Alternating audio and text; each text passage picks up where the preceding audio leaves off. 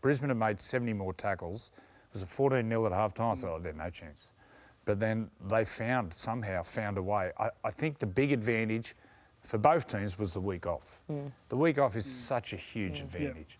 But what we have, we're going to have a grand final for the ages. This is going to be so special. Yeah, we've done ceremonies. Yeah, we've done some weird camps with Robbo too. Fried rice, smoking ceremonies. Joey's about to come out of retirement. These boys are fair dinkum enjoying themselves. What are these animals doing? On TV and late at night. Fiddler! He scores! I'm just like, I'm not a fighter. Maybe God has come to Marathon. Ladies and gents, whatever you're going to do it well and do it large.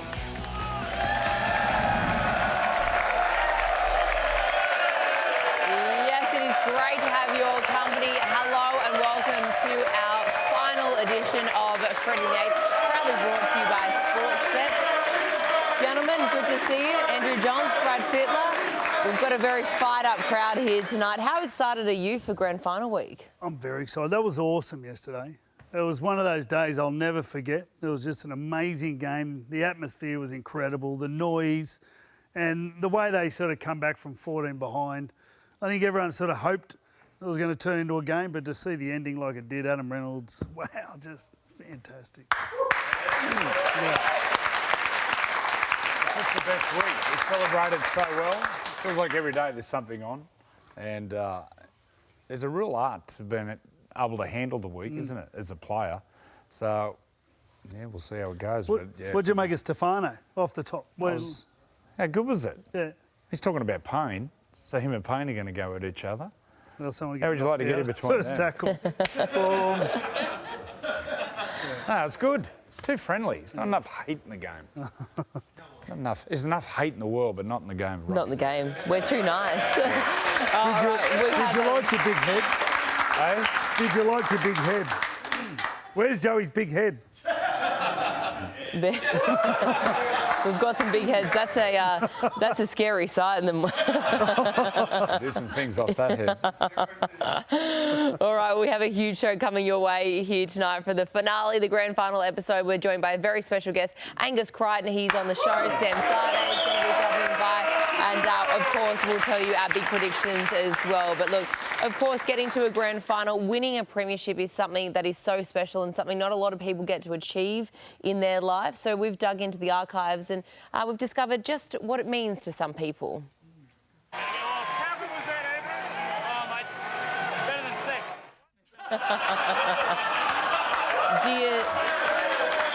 Do you still stand by that comment, Joey? Depends who it's with. What, the grand final or the... Was that time me and Freddy Rubin? No. I won't go there. Was that time in Thailand? No. Yeah, it is. Well, what is it like for people that, mere mortals will never get there, will never get to play in a grand final, win a premiership? What's it like? It's like your whole lifetime, you dream of something like that happens, and it happens to you. And then on top of that, you do it with players who you pretty much spend a quarter of your life with. It's incredible. It is just so incredible. So the first one I did, I was very young. And so my first year I came in, I was like 17. We made the semis, and then grand final got beat, then won the grand final. And it all happened so quick. But then the second one took forever. And when we won that at the Roosters, all it was just relief. It was just like, I just want to sit down and just lie in a bath and just go, oh, thank God. It's so hard to get there. Is the first one when you're younger, you sort of maybe don't realise just how tough they are to come by? Yeah, well, I was talking to Jonathan Thurston. Him and mine sort of fall the same, about 10 years apart. And you just, at the start of it, you just feel like you're going to be in grand finals all the time. And all of a sudden, you're just not. And we end up getting an opportunity towards the end. So we played in a few grand finals with that team. Great team. So gutsy, really hard-working team, good fun team. But, yeah, to win it in 2002 was just so relieving. There's a lot of pressure on us. Went there during the Super League thing and had to come up with it, I had to do it. If I didn't, it just would have been something you live with forever. What was it like, when you had won it and the celebrations and seeing the town as well get behind you guys? Well, I see the pictures. I don't remember too much of it. It's pretty crazy. It's really hard to put into words, hard to describe. And look, this is crazy times. There was like 100,000 people lining the streets, and then we get to Civic Park and they're talking there was 40, 50,000 people there. Screaming Jets are playing. We're all sideways. I got Speed Dealer sunnies on. Have a look at them. Far out. Look at me. What an idiot. Like, honestly.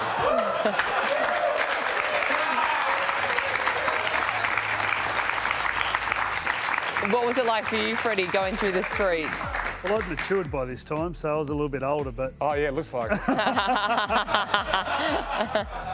But honestly, that team was the hardest training team, but the most fun. Like, they knew how to fun. You had Brian Fletcher, Luke Rigerson. There was a lot of fun When there. you say fun, are you talking partying? Just partying. Just yeah. partied They were hard. good at it. Like, every training session was fun. You worked hard, but every time you were together, you were just laughing. It was just the best team. And like, a big chunk of us were together for a long time, about 4 or 5 years, and played in plenty of grand finals. So, but they were great, yeah. Off the field, they were awesome. How'd you go? Because you were captain. You said you slowed up by that Yeah. stage, and all the young scallywags in the East were going nuts. Did you have to pull them into line a few times? Well, you know what? They trained hard. So they'd turn up hungover. Like, they'd be training in their undies, like just laughing at that, but they just went hard. I remember days where just half the team were just in their undies, like Croc and Finchy and Moz and like all these blokes, but they never stopped training. Never stopped training hard. I remember I'd sit in my apartment. I lived in the city, and I used to have this big binocular, and I used to... Hey, come on, settle down. And so I'd be on the phone to them, and they'd be down at Darling Harbour, you know, World Bar and Yeah. Cargo Bar. Yep. And they'd be down there. They'd be at the front, like looking up at me, going, "Hey!" And I'd be, And you're just creeping on I'd be them. just creeping on them with me. Did you Okay, tell I'm going to ask you. I'll Yeah. ask one question. Did you have your pants on? Had my pants on. Did the telescope go off kilter? Well, the at all? casino was across the other side, so there was always plenty to look at. I've always wanted to know, you know, the day after you win the premiership, you've celebrated through the whole night, and then are you feeling rough the next day when you're going and you're on stage? No. Day two's awesome. Joey? I don't know. I don't want to answer. Yeah. You feeling Everyone's good? gone by then. It's normally just you in a pub somewhere. So all the crowd's sort of gone, and then it's just you wherever you are. You're either at a house or a pub, and you start again. Well, in '97, we were pub crawling. Like nowadays, they can't do it for obvious reason. But we'd go to a pub, say in Cardiff, and we'd be there, and then within an hour, it'd be just packed. And we'd be there for a couple of hours, and then we'd go somewhere else, and then no one would be there. Then all of a sudden, everyone's on the blower and packed. It was just mental. And that went on for like a week. So how long did the celebrations last for? A week. A week. Yeah. Do you remember the moment that you pulled up stumps? I can remember there was this, I just had ulcers all over my mouth. I couldn't drink anymore. I'm sure there was ulcers elsewhere, but I just had a real good look in the mirror and just went, get home, you pig." And then what unfolds after that for the next few weeks? So you... Antibiotics.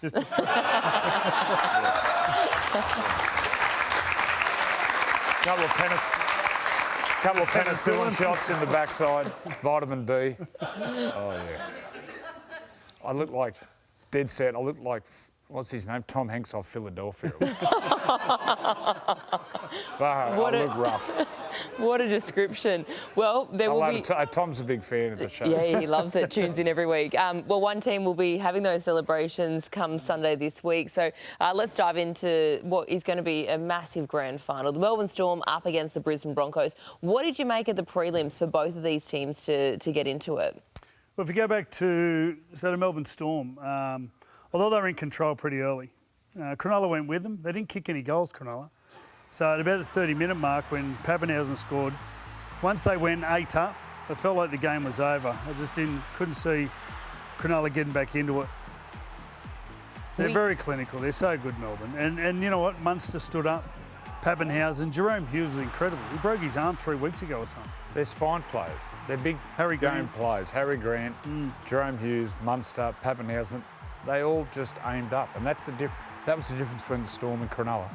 And then, you know you're going to get off Melbourne. The thing is, The Broncos have given up big leads. What, they're behind by 18 against Canberra, 14 the other day. If they get behind by 10 by the Storm, they won't run them down. The Storm won't let them back in. Yeah. So a fast start, Brisbane need to be on from the get-go. Brisbane they've got to start really fast. Were you surprised, Jerome Hughes? That's incredible. 3 weeks. I didn't back think from it was a chance of playing. I thought it was all skullduggery.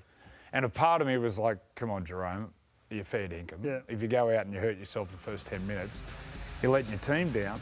He was the best player on the field. Scored that great try. You know, we talk about that is tough because the mental demons going into a game like that, he is some player, world class. Geez, we've had some Warriors lately, haven't we? Blokes playing with injuries. It's been incredible. Oh, yeah. What about the Absolutely Brisbane incredible. Broncos? Freddie, you were lucky enough to be sidelined, just soaking in that atmosphere as well. What did you make of them? Well, you talk about Warriors, Payne Haas. Like, he knew he was going to have to play big minutes without Carrigan there. He had to carry. There was a lot of young blokes in their team that hadn't played in big games. And it was interesting watching because Penrith put you so deep into your own backfield. So there was a stage there at about the 17-minute mark where Katoni Staggs and Dean Mariner had more runs than the whole Brisbane forward pack. Like, they just couldn't get back behind the ball at all. But they just had to keep making tackles and keep staying in there and hanging in there. And all of a sudden, the game changed a little bit in the second half. I thought Willison played a really big role. He helped Payne out, I thought. And then they all just started running a bit harder. And all of a sudden, popped through a few tackles, got a few penalties. And before you know it, it was 14 all. And Adam Reynolds stepped up. Madge has been Michael Maguire, the coach. He's got criticised all year about how hard he trained him. He's a tyrant. He does this. If they didn't do that off-season hard work, they wouldn't have won that game. Simple as that. And half-time, I looked at the stats. Brisbane had made 70 more tackles. It was a 14-0 at half-time, so they had no chance. But then they somehow found a way. I think the big advantage for both teams was the week off. The week off is such a huge advantage. But what we have, we're going to have a grand final for the ages. This is going to be so special. Well, yeah, I couldn't believe, Payne Haas's stats, 80 minutes and the numbers that he made. It was incredible. One run. He had one run in the first 20 minutes. It was like ridiculous. And all of a sudden he just came alive. We were talking off air about Glenn Lazarus and where I didn't think we'd ever see, I didn't think I'd ever see a front row like Glenn Lazarus. And look, he won three premierships, 3 different clubs. But this bloke, he hasn't gone past him yet, but I've no doubt he will. This is a genetic freak. We won't ever see a player like this in that position in our lifetime. What I saw the other day, I still couldn't believe it. And then I looked at the stats. Look at this. He topped the tackle count. He was in cover to stop that. And when Nathan Cleary goes for the 2-point field goal, he's the first bloke there. It's just, he is just a freak of nature. Certainly deserves that round of applause. I can't wait to see him on Sunday night in the grand final. He was born near Newcastle, so would have been nice for him to play. That one hurts. All right, well, we're going to get you guys to get up and put your votes in, cast your votes in, your tips for who. Dirty toes out. Joey's taking his shoes off. So just put your head to who you think's going to win. All right, my head. Didn't have my shoes on, jeez. Is going to stay here with Gal. That's some rough heads right there. Is that it? Yep. I've been tipping them all year, so I'm going to go to Melbourne. I think they can win.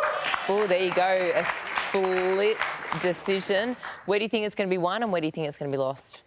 Well, the Broncos they're the rock star team. I think if you look at 2023, the way they got back into the game, if you notice the other day, Ezra Mam, Reece Walsh, they just started punching through holes. They just started to accelerate. Once Penrith started to lose a bit of that energy, and I think they'll do the same. And they just need Payne. They'll have Carrigan this week. They'll be further up the field, I think. So they'll just run hard a bit. Very much what Storm did to Cronulla. Do you start Ezra? Is he back in the halves? No, I'd keep it the same. Keep him off the bench? I'd keep it the same. I remember we sat on the couch here a couple of years ago with the Sunday Footy Show, and Billy Slater spoke about when the Storm beat the Bulldogs. And he said, we won that game in the video room. They came up with a plan to stop James Graham. James Graham was doing all that ball play, and they tweaked their defence. If there's one club, one team that can stop Payne Haas, it'll be the Storm. They'll have a plan. They'll have a clear plan how they're going to stop Payne. And it's one to plan it, there's one thing to do it, but I think they'll have a plan to stop Payne. The one thing I will say, Ben Hunt, he was brilliant. He set up the try, but I think his service, he hasn't played hooker for a long time. Just watching him get the ball out of dummy half, that's pretty hard when you're fatigued. He went from playing 5'8" into dummy half. The ball wasn't coming out very clean, and either they'll do something about it and he'll work on it, or they might have another plan B around who spends most of the time at dummy half. And who misses out when Carrigan comes back? Tolty. Tolty? Yeah, Okay. unfortunate for him. I thought Willison was unbelievable. Come straight on, got an error. He's That a was their first giant. error. Well, they don't make errors, Penrith. Come on, made a tackle, got an error, scored the try. He was good. Yeah, he's a big body, that's for sure. All right, well, stick around. We've got plenty more coming up here on Freddy and the Eighth. We're only just getting warmed up. We've got a very special guest joining us up next. Yes, none other than Angus Crichton will be joining us here on the couch. And also, too, you can see those big heads in the crowd. A big thanks to Big Heads, and you can get yours online. We're back right after this.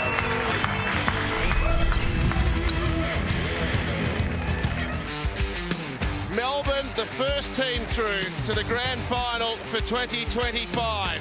It's been a 12-month journey to get back here for redemption. Is the reign of the Panthers about to come to an end? Brisbane are going to reach the 2025 grand final. Xavier Coates reaches the sky. It hit the post. It goes over. Ben Hunt. Here comes Pappenhausen right through the middle. Walsh with another try for Brisbane. They get Munster one-on-one. Just left foot step, left foot step. Pinehurst rolls his way through. What a grand final we got.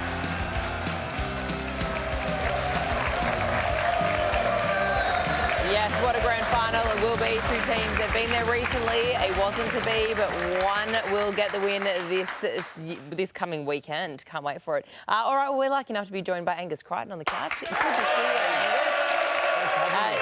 No doubt you would have loved to have been there this coming Sunday. It wasn't to be for you guys. How did you look back on and reflect on the Roosters this season? Yeah, obviously I think it's disappointing. As a player, you always aim to be playing in these big games, and devastating to be sitting here on the couch with you guys. But Oh, we won't take it personally. yeah, I think as a season, I think we sort of got better as the year went on, and so many great young players came through and did a big job for us, and a lot of our leaders sort of stepped up in different ways too.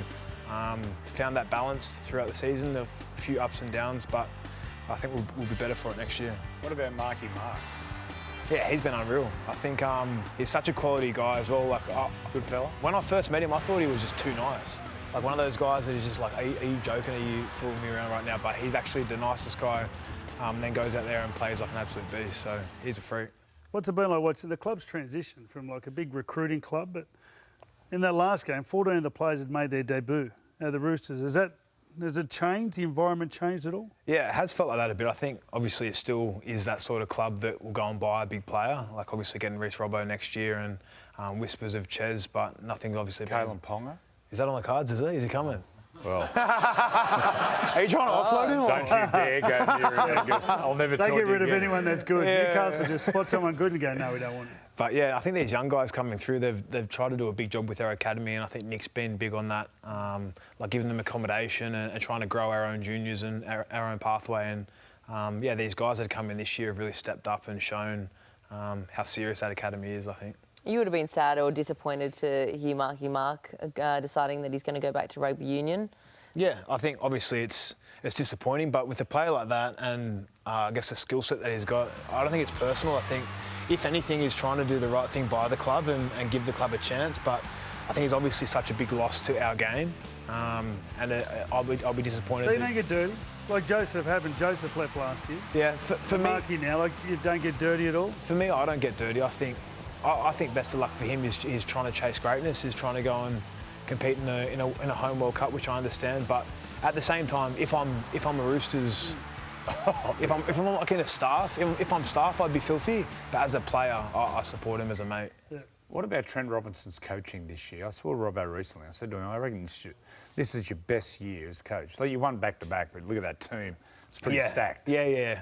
Have you Did he coach different this year with the younger guys? I think he did. I think he had to. I think he lent on the leadership group a lot as well. I think he gave a lot back over to the players and sort of I guess that our leadership group was getting a bit older and a bit more trust in us and sort of said, what are the boys feeling? What do you guys want? Do you need a day off here? Do we need to go harder here? And then, yeah, I think he's refined the sort of stuff that he'll put in meetings and sort of made it more, packed more of a punch. And I think he did a great job this season. The only other coach you've had is Michael Maguire. Yeah. So tell us about Michael Maguire. You had him in State of Origin where Yeah. he had a great year and then also back at South Sydney. Yeah, he's obviously one of my favourite coaches. Obviously gave him my debut and I got that sort of emotional connection to him. He sort of got me to come across to league from Union when I was just 18 years old and took me and my dad and my mum into a meeting and sort of got us to jump ship, and it's been the best decision I've made, so I've always got a soft spot for him. And I think his coaching style, he's a rare unit and he's passionate and loves it.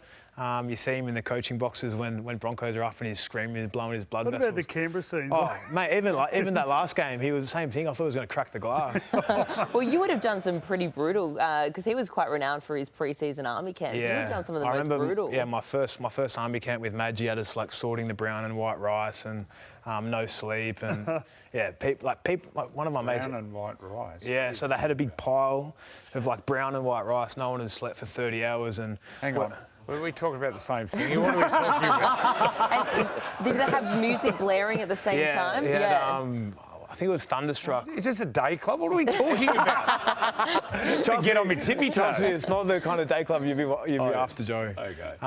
But yeah, no, I think he works his players hard, but obviously, it gets the results for him at the minute. Was this the one where you'd sort the brown, so you'd have to sort the brown and the white rice separate from each other? There'd be music blaring and then you'd do it and then they'd come in and mess it all up again? Yeah. It's pretty much torture. He pretty much had us in a torture camp, pretty much. Sounds great. Yeah. Robbo had something similar. He used to do the smoking ceremonies. Yeah, we've done some weird camps with Robbo too. What are we talking about? Fried rice, smoking ceremonies. Joey's about to come out of retirement. Who wins it? Who wins the comp and why? I think Broncos are I like an underdog, yeah. Why do they win it? I think Payne. Other than being underdogs, I think Payne. I think the way that Payne reacted in that second half, the way the team defended their goal line in that second half, they didn't let in any points. And I think defence wins those big games and they look hungry, and I think Madge will have them fired up. Can you see the downside? Like, if you think of the two times you played the Broncos, they flogged you by 50 and then you beat them comfortably. Yeah. Can you see Brisbane failing? Yeah, I can see that happening. Obviously Melbourne that's the blue chip answer. I think they're always there. They're always 8, 9 out of 10 every week. But I think if there's a team that can top them, I think Broncos have been firming up to a pretty good team. Well, all we're talking about is Brisbane. No one's talking about the Storm. And they got the 9-day That's what preparation. They like it like that. They love it like that. What about the fullback? Their record's ridiculous. What about Reece Walsh? Yeah, he's a freak. I think, he pretty much will decide whether they win or lose, and he can bring those big plays, but he can also, I guess, drag his team into poor decisions and bad areas. So, if he's on top of his game, they'll be hard to stop, and if he's making errors and that kind of thing, it'll make an easier night for Melbourne. Like, why can't you just kick down the corner and just hold him down there? Like, is he strong? What happens? Yeah, he's fast, strong, fit, but that's the same thing. Like I'm saying, if you pressure him, Look at him go. you can force errors and that out of it, like any player. But obviously, if it was that easy, everyone would just kick it down and pin him down there. Well, that was a crazy play. That was a big play. Well, that run there, when he got in between Blaze and the centre, that's the side that's been leaking points. Yeah. So he'll be getting in between Munster and Jack Howarth there. What impressed me for him was his backfield carries, his yardage. He was just sprinting as hard as he could. Quite tough, Yeah. Well, the first set he did that. Yeah. He went bang, had the run, and then had the run on the own down the blind got his side, and nose actually through. poked through. Yeah. Because I think that's where Scott Sorensen head clashed. It was, yeah, you're right. But what about Munster? So we're all talking about Payne, we're talking about Reece. Do you reckon Munster's going, right, I'm going to show these Sunday? I think he would be, yeah. For sure. Just quietly, I think him and Jerome and all of them would be. I think Bellamy would be saying to them, don't buy into it, don't listen to what they're saying, don't feel like you've got to hit back and I don't know, try and speak up for yourself, wait for game day and show it on the game. What sort of research do you do into Harry Grant? Like I don't know, he's such a great player, he has such a big impact. How much research can you do on him? So much. I think when we were playing Melbourne, so much of our game plan was looking at Harry Grant and the impact that he has on the team. I think so much work has to be done around markers, A's. Because he's that threat out of 9, I think the A's have got to compress, the markers have got to make sure they're doing their job even more so the whole line can compress. And if they're not in tighter, doing that little bit of extra work on Harry, he's gone. He doesn't miss, does he? No, he's gone. He doesn't miss. What about the Ashes at the end of the year? You must be excited about that. Yeah, I'm excited, man. It's the first time in, 20-odd years? Yeah. Mate, touring England. Yeah, I just got to make sure I'm on that plane. Obviously, my wife's from England as well, so just got to keep training, keep my head down, make sure Kevy gives me a seat on the plane. Well, mate, Wembley sold out pretty much, I think. 70,000, 80,000? Yeah, same. I think the Liverpool game, Everton sold out. Everton sold out, Leeds are sold out as well. It's a bit of a tactic. Like, what they do is they get you like straight off the plane. So you go straight to Wembley, and if they can be in Wembley, they go down to Liverpool, there's 40,000. They finish in Leeds. Leeds is like, mate, it is 25,000. You talk about hostile being at Suncorp, mate, they're lunatics. Yeah, no, they actually love that footy. Oh, there's Pommy, there's Mad. Because one of our own's heading over as well. So It was good last time I was in London. Hey, before we get into our Come with me. before we get into our sports bet having a crack moment, you mentioned before you're tipping the Broncos. We'll go get you to move your head and onto the whiteboard. Yeah. Oh, good luck. Angus had a big head, but it couldn't get in the door. Yeah. I gave him that material. That was my joke. Going to move that head, you need some lube. Look at the size of it. All right, so there you go. The Broncos are a favourite amongst our experts. All right, it is time to dive into our sports bet having a crack moment. We've got two great ones from across the weekend. Have a look at this one. This one's Jocelyn Kelleher, the field goal against the Sharks for the Roosters to win it. And you can see it there, just slotting it straight through. What a moment for her. So controlled. She's got such a great kicking game and just composed herself and was there at the time. Just prior to that, the Roosters had lost a player. Parker, the fullback, went off for 10 minutes. So they'd lost all momentum. And to get it back, kick the field goal to win the game, it was awesome. Yeah. And also our other sports bet having a crack moment. This one was incredible. I don't know whether you guys saw this across the weekend. I was showing Angus this moment before. This was St Helens and Leeds. This is one of the craziest finishes. Is this the last play? This is the last play. Last play. Wendell's to get into into finals. Into the finals. To get them into the finals, yep. Tristan Saylor. Stop it. Is Tristan in Wendell's jumper? There he is there. Yep. In So 5'8". Buzzer's gone. Is it 16 hands? Goes through 16 Yep. pair of hands. They're gone. And it started from way Marky back up Mark. the other end. Flick it. Marky Mark. Oh, Yep. Oh, yes. That was Tristan. Tristan, yeah. you're kidding. Yep. They were down at this point. Yeah. Oh, yeah. And Paul Wellens. That was you after Origin. Origin pretty renowned. That was one of the craziest finishes. Wow. And we've had some great ones in the NRL this year, but that one was Canberra just, had a couple of rippers. Yeah. The one against the Cronulla Sharks And then the Penrith, one, yeah. What's your best come from behind win? What do I've you been remember involved one? with? Nah, I don't know. Oh, probably the Melbourne one where Latrell kicked the field goal. field goal, yeah. I was right behind you. That was cool. Yeah. You nailed it. Yeah. Latrell mid, that's it, brother. Trill Mid. There you go. All right, thank you so much, Angus, for joining us here on the couch. Plenty more coming up here on Freddy Night. Sammy Thaiday is going to be dropping round as well, but first let's get a market update with Sports Bet. All locked and loaded now. Who's going to take it home? And one player walks away with the Clive Churchill medal. Did you know with Sportsbet, you can have your same game multis, including the Clive Churchill medal. Harry Grant had a blinder last year. Is it his year this year to pick up the Clive? And you can do the same game multi. So, for example, Harry Grant to get the Clive, Storm 13 plus perhaps. Anyway, do as you please. Sportsbet's got you covered.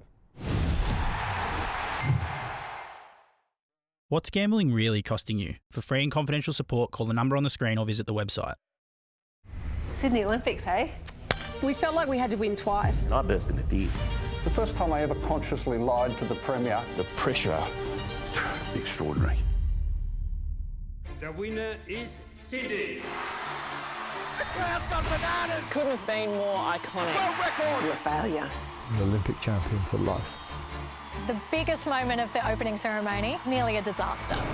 There might be a slight glitch. It just went bad. It went really bad. She's striding away from the other women like they're standing still. the best of the best at their best. And I couldn't leave the place. Mate, I can barely stand up, let alone play guitar. Probably one of the biggest turning points in Paralympic history. This is wrong! That is the biggest upset in Olympic history right there. I said, I can't do this anymore. It was a nightmare. It was very huge. It was scary. It was absolutely a showdown. The Sydney Olympics changed sport forever. The best Olympic Games ever. Oh, cannot wait for that doco, a two-part documentary series coming to your screens on Nine's Wide World of Sports on the 8th and 9th of October. Some never-seen-before footage as well, so cannot wait for that one after the grand final. But before we get there, it is time to welcome the great man, Sam Thaiday.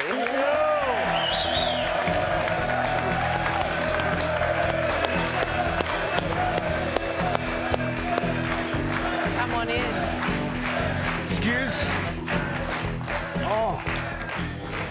How are you? You good? You good? You've got the chant going and everything. Are you still on a bit of a high after Sunday's game? I'm actually surprised. I don't usually get cheers down here in New South Wales. It's usually third man Thaiday is the chant usually. Mate, you're born in New South Wales. I was not far from, well, actually a little bit far from here, yeah. Morecambe Hills Private Hospital, beautiful hospital that one. So the big question is, third man in Thaiday, Liam Martin. Should he have been sin bin? Play on, 6 to go. Well, you played halfback, and so did you, Freddie. That's a back rower's job, is to protect your halfback. Yeah. And that's what he did. He come over there and. But it's not 1994. We're in Wokesville. Yeah. You can't throw a punch. Oh, don't throw a punch. It wasn't really a punch. He was aggressively pushing with his hand, but doink. It sorted itself out anyway, and I think the crowd got into it after that point in time, and it was good. It kind of fired everyone up that was in the audience watching, and it kind of made for a better game. How proud are you of like Brisbane, the team especially, but like the atmosphere? I don't think I've seen an atmosphere like that before. We were 52,000 in there yesterday, and it was so good. The atmosphere was incredible. It was loud. I think my daughters figured out that our season membership seats are in a really good place because they were in and amongst the crowd yesterday, and they may have learned a few more words yesterday. Some words Dad uses in the yard when he's mowing the lawn, but they were absolutely electric, and I think that second half when Katoni scored and brought the crowd into the match, it was very, very hard for Penrith to claw their way back. I want to ask you about Katoni because we're all talking about Payne, we're talking about Renault and Ezra and Reece. Katoni, he's just a tearaway. And Freddie says when he's wild, the Brisbane are on. Yeah. He's a heartbeat. He sets the tone. Yeah. Payne's the guy in the middle of the field that does all the tough carries, but when Katoni's either hitting someone or running with the aggression that he runs with, he's the tone setter at the end of the day, and it's funny that his nickname is Tones. But I would love to see the reward for him at the end of the season play for Australia. Yeah, I think that's the ultimate. I would love for him to commit. Well, if it commits to Australia, he'll be picked. Yeah, 100%. Yeah. So, but I thought he's doing more work. Like there was times where he would just sit out at right centre and do very little until the big moment come. But he's now doing heaps more hit ups. He's going to the game. He is going to the game, and he is chasing those big moments. And it's the Broncos benefit off the back of it at the end of the day. You know, we've got some great young guys there that help us with some carries outside of trouble, and he's one of those guys now that puts his hand up and does it. What about the kicking? We saw Reece Walsh, he was kicking, he was converting early on, then it changed over. Adam Reynolds then took over the reins. Obviously, he's coming back from that hammy. Who do you think will be doing it grand final night? Yeah, I think another week maybe of... they won't train as hard this week, the Bronx, when it comes to getting ready and prepared for the grand final. I would not be surprised at all if Renault kicks every kick in the grand final. So. How'd they pull up? They all good? Like there was about 3 or 4 blokes carrying injury. Yeah, broken arm. Yeah. Big X came back. It was great to see. I thought his couple of stints out on the field were brilliant. Another big body out there was great. It's great that we get Patrick Carrigan back for this game as well. The 2 guys with their hamstrings coming back, Renault and Ezra, and they got through their work fine, and they'll be absolutely humming and buzzing for this week to get through this week and get to Sunday. Last time the Broncos won, you played in 2006, ironically, against the Storm. I had a lot more hair back then. Yeah, what's your memories of that? I was a kid. I was a 21-year-old kid, and probably at that point in time, we're looking back at the team that we had. I thought we'd be in a grand final every year, just about, and it just doesn't happen that way. But yeah, it's pretty awesome. I actually dug the jersey out of the cupboard. It's a size large, so I don't know if I'll be wearing it to the grand final. It might be. Well, tank tops are in these days. Yeah. I'll get the belly button out, and it'll be very, very hugging on the susus, but that's all good. Hey, grand final week, obviously for the teams involved, it is such a big week. For yourself, though, you've got a bit of a wild week coming up. You're heading to Rocky. What's this about? Oh, I don't know, actually. It's in my calendar. I'm going up there for the races, apparently, so filming something up there for Channel 9. So I'm heading up there Thursday, be up there Friday for the races, and then back down here Saturday to get ready for the GF on Sunday. So 6 flights this week. You might look like Tom Hanks off Philadelphia. Oh, yeah. What's that other movie? Dallas Buyers Club, don't we? I need to lose some weight anyway. That's a good way to do it. What are they going to win? Tell me, what are the Broncos going to win? Oh, I think we've shaken the Melbourne Storm. They've had a little bit over us for many years. Even going back to the game we played them in Melbourne, we were right in that game at the start of the game. Ezra tries to throw a silly pass over the top to hit the winger, and then both guys go down with a hamstring and that, and then we also then lose, you know. But at that point, one run, one pass, and if it wasn't for that, we're right in that game. And we were really putting some pressure on Melbourne Storm early in that game. And then we play them in that last round. They do lose Jerome Hughes pretty early in that game. No Harry Grant in that game as well. So that's a huge difference. But I think they've got the confidence there. And I was even having a look at a few different stats, and we've been really good at scoring points this year, not overly great at defending. We've been leaking about 20 points per game, but we've got some points in us as well. So we just got to give ourselves a chance. That's the DNA of the Broncos. Yeah, that's the way we've got to play. From day one. So in hindsight, it's incredible. I look back at the 2015 grand final, look at the 2023 grand final. We stopped playing football. And the Broncos' DNA, we signed Wally Lewis, we signed Alan Lang, we signed Darren Lockyer, Wendell Saylor, Lloyd Kiri. These are all out attack players. Steve Renouf, these guys, these are all out attack players, and that's the way we've got to play against Melbourne Storm. Shift to shift, move their defence around, don't let them wrestle you, and then, have some fun out there. Well, we know who you're tipping, but we're going to have to get you to move your head onto the tipster board, onto the whiteboard. Yeah. But as you head over, tell us what it would mean to Brisbane as a city if the Broncos won it. Oh, it would be it would be huge. We built a brand new facility back in 2018. We haven't been able to put a trophy in it yet, so it'll be huge for the city. We've just won a premiership in another code, which was pretty massive, but we need to make sure we still got a stronghold when it comes to rugby league in Queensland, and by the Broncos winning, it's going to help out massively. You're going to head over? I'll go over there. Budget? What about the budget cut?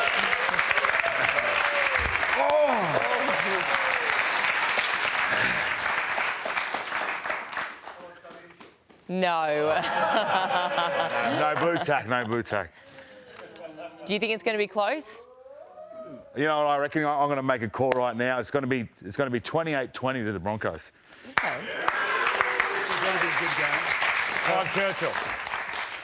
Clive Churchill. If the Broncos win, it will be off the back of Payne Haas, I think, at the end of the day. I know we need to see Reece Walsh fire. We want to see him playing some great footy and attacking. But, I think he will really lead. And there's been a little bit of chat already in the media in and around Stefano. And and I thought Stefano was one of the best forwards in that game the other night. He's just got an incredible bump. I love seeing a big front rower do that. He'll lead from the front, and if him and Payne are at one another, it's going to make it for a very exciting match. It's going to be spicy. Sammy, thanks for dropping by. Enjoy Rocky as well. Stick around, plenty more coming up after the break. Scott Prince will be joining us right here on Freddy and the Eighth.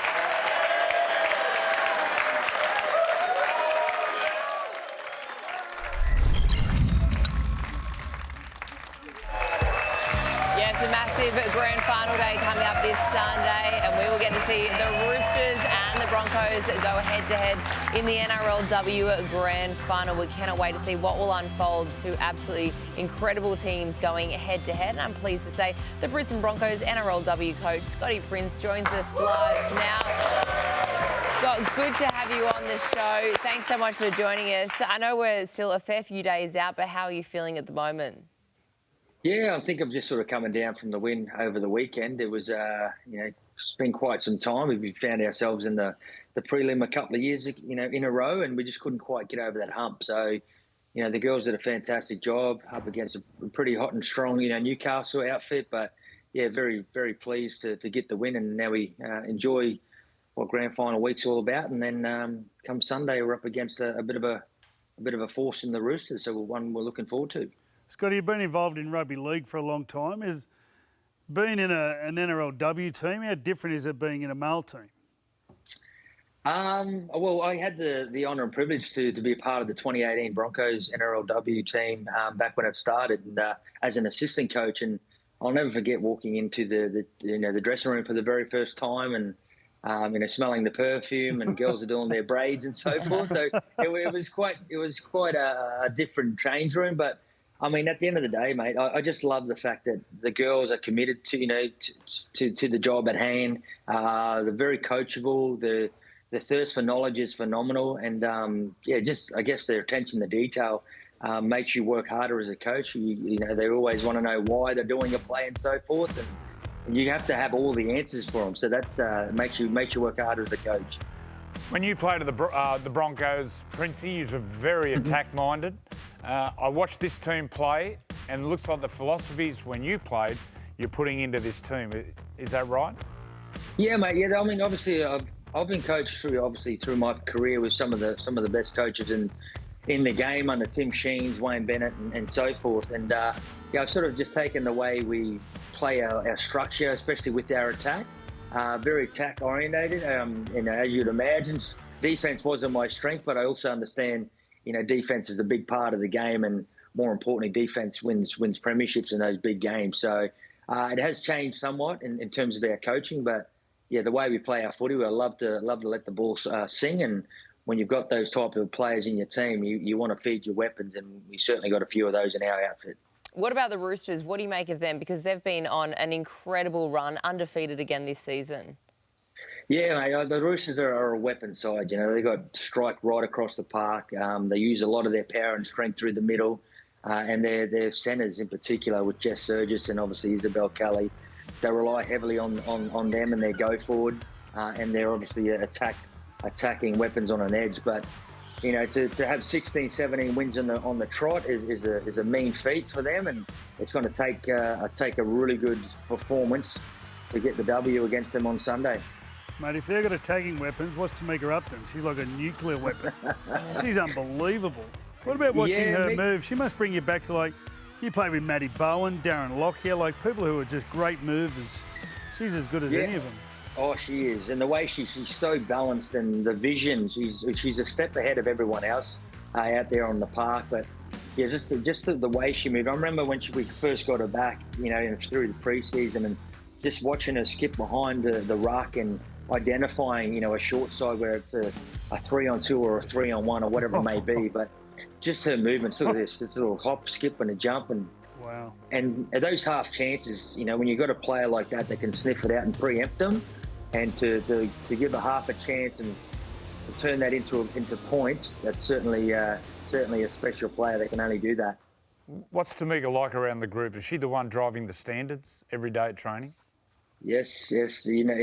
All the great players, they have those standards, and she's certainly one of those. She comes in with what she wants and desires in a football team, and she's a winner.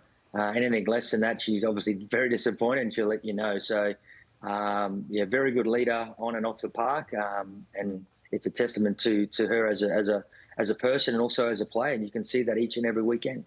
What's the week like for you guys? Because obviously it's such a unique situation, the fact that the Broncos have both the NRL and the NRLW side into the grand final. Yeah, it has been quite busy over the last sort of 24 hours. I know the staff at the Broncos have been working overtime, trying to make sure that both teams are fully taken care of in regards to the plans for the week, training venues, ticketing and then accommodation and so forth. But yeah, the club's on top of things, and just for us, I guess as a team and in preparation, it's really important for us that we'll enjoy the week, focus when we need to focus on the training paddock, and then we also understand there's a massive game to play on Sunday, but we'll take each day as it comes. Well, enjoy the week. Good luck on Sunday. We'll catch you at Accor Stadium. Thanks so much for joining us here on Freddy the Eighth. Ladies and gentlemen, put your hands together. Thank you. Thank you very much. Thanks for having me. Thank you so much. All right, we'll stick around. We're going to be back on the other side of this short break to wrap it all up.